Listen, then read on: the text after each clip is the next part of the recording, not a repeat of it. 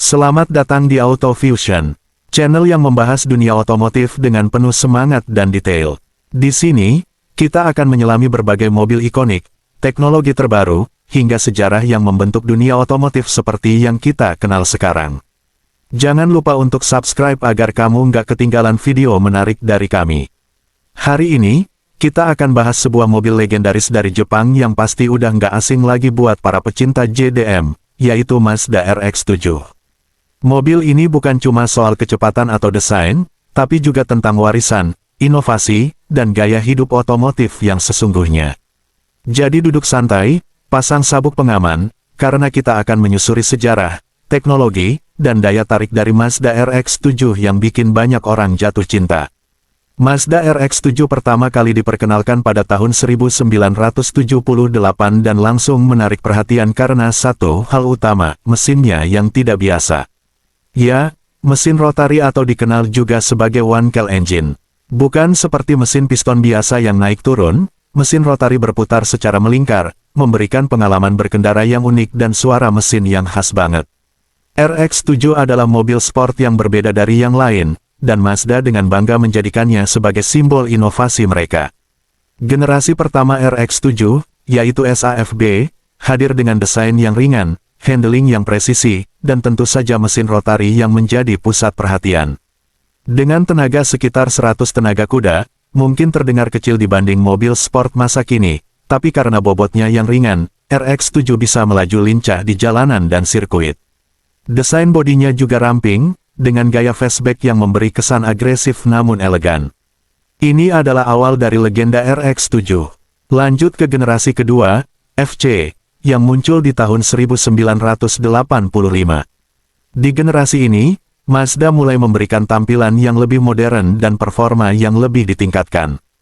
Mesin 13B rotarinya mendapat turbocharger, yang membuat tenaganya melonjak hingga sekitar 180-200 tenaga kuda, tergantung varian dan pasar.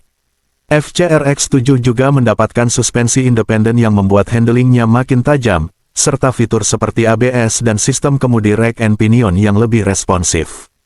Desainnya terinspirasi dari Porsche 944, dengan bentuk bodi yang lebih kotak dan tampilan yang lebih mewah.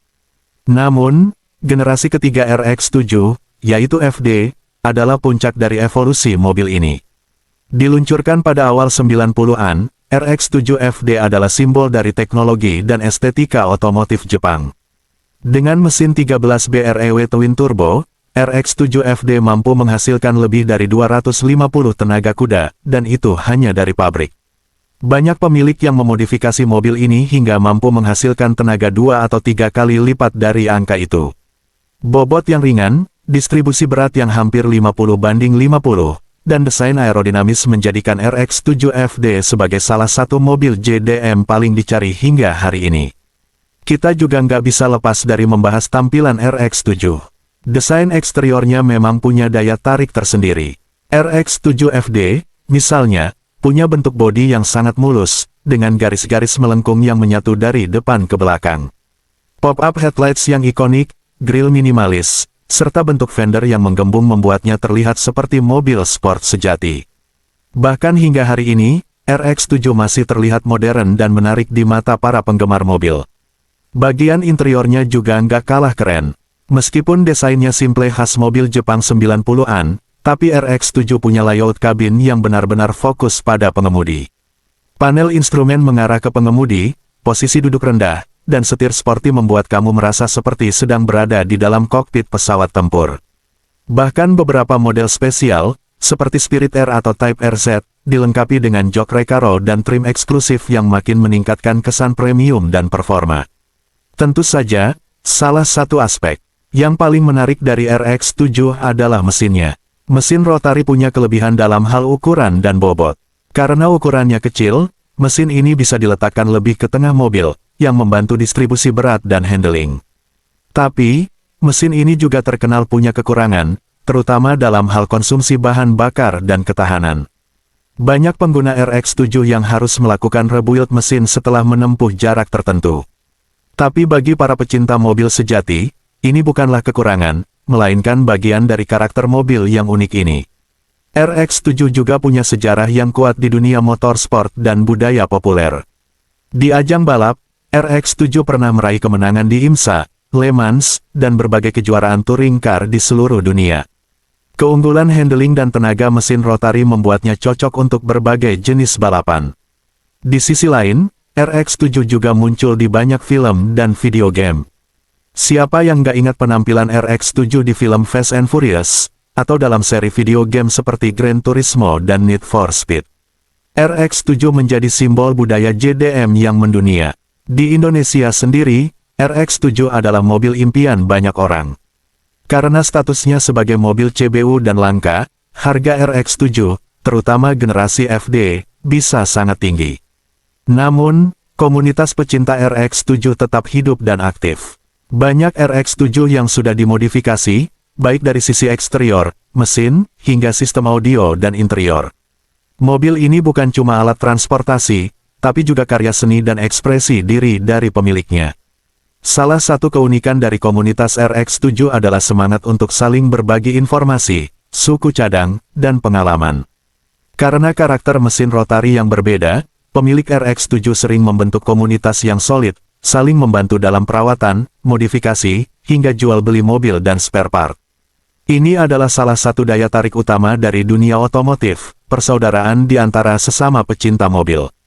Jika kita melihat masa depan RX-7, memang Mazda belum secara resmi merilis penerusnya.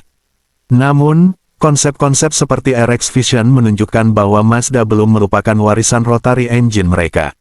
Bahkan, ada rumor bahwa Mazda sedang mengembangkan teknologi hibrid dengan sistem rotary sebagai range extender. Meskipun mungkin RX-7 tidak akan kembali dalam bentuk yang sama, semangat dan inovasinya tetap hidup di hati para penggemar. Jadi, apa yang membuat Mazda RX-7 begitu spesial? Mungkin jawabannya adalah kombinasi dari berbagai hal, desain yang timeless, mesin yang unik dan ikonik, performa yang luar biasa, dan statusnya sebagai simbol budaya otomotif Jepang. RX-7 bukan cuma mobil, tapi juga warisan. Sesuatu yang dirayakan oleh generasi demi generasi, dan terus memikat hati para pecinta mobil dari seluruh dunia. Buat kamu yang bermimpi punya RX-7, terus semangat.